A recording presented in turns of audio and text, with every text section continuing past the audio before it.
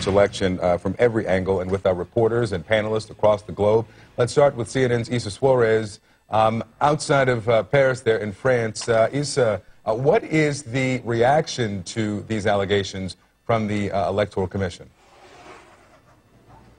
Well, this, Victor, was supposed to be, as you know, a day of reflection, of really taking stock, just 24 hours before the French go to the polls. Instead, it's become really a day of confusion for many people because yesterday around 11 o'clock local, just an hour before campaigning wrapped up and before really the restrictions came in, reporting restrictions came in, Emmanuel Macron, the centrist party leader, came out saying that really himself and his campaign had been a victim of a massive, it said, and coordinated hacking operation. We're talking about 14.5 gigabytes of emails, of personal emails, of emails within the campaign that were put online, along with 70,000 files.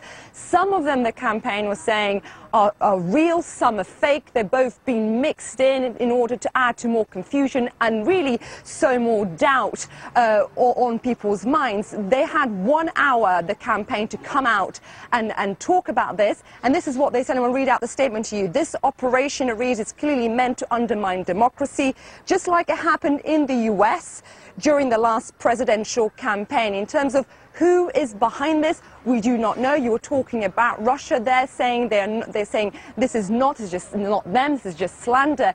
But we have heard.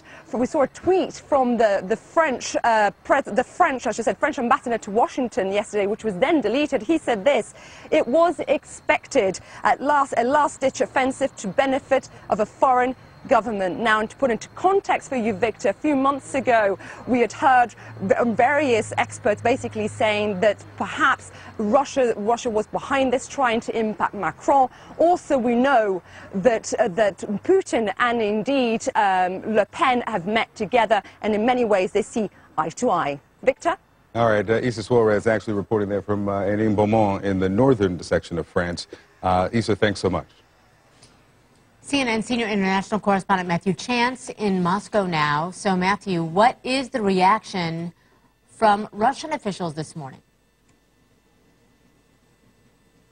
Well, I mean, of course, there have been these instant comparisons made with this massive data dump that the team of Emmanuel Macron, the French presidential candidate, has reported, with the hacking that US intelligence officials say was the responsibility or undertaken by Russian hackers on the Democratic Party there in the United States, with the release of emails related to Hillary Clinton's campaign with the express intention to damage her electability and to promote the candidacy of Donald Trump. And so those comparisons have already been made. The Russians, of course, still deny any connection with that hack attack.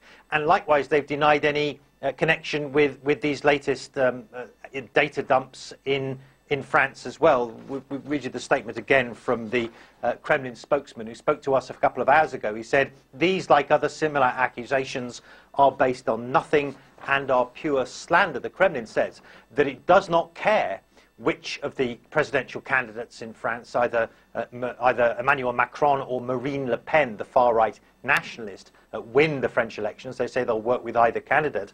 But I think it's fair to say that the Russians are somewhat closer to Le Pen than they are to Macron, in the sense that just last month, Marine Le Pen visited Moscow and she had a face-to-face meeting with Vladimir Putin, the Russian president. And also Russian banks have given her campaign and her party millions of dollars in loans over the past several months. And so there are clearly strong connections between Russia and the campaign of Marine Le Pen.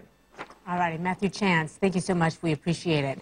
Julia Kelemen, CNN national security analyst and former Assistant Secretary of Homeland Security, joining us now. Juliet, thank you so much for being with us. First of all, your reaction to what we're hearing out of France this morning.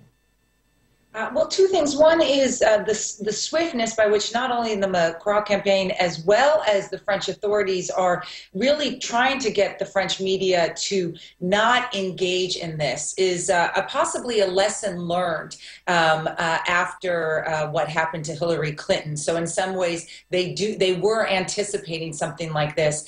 The other is the sort of the inability of me to take seriously Russia's denials. Russia clearly wants Le Pen to win. WikiLeaks, as we have noted here in the United States, is essentially an agent of Russia. They have put out this material with the hopes of helping Le Pen. They did not put similar emails out for Le Pen. So the Russian denials are both understandable and completely predictable. They are just not believable at this stage. Juliet, what is your assessment of the timing of this release? Because the major difference, or one of the major differences between what we're seeing in France and what we saw in the U.S. is that the Podesta emails were hacked with, I guess, weeks, months before the election, so that whatever narrative they were trying to sow had time to resonate. This comes at the end of the campaign, in which the Election Commission can control over just a 2-day period what is reported. What do you make of that difference? Well, and the campaign is not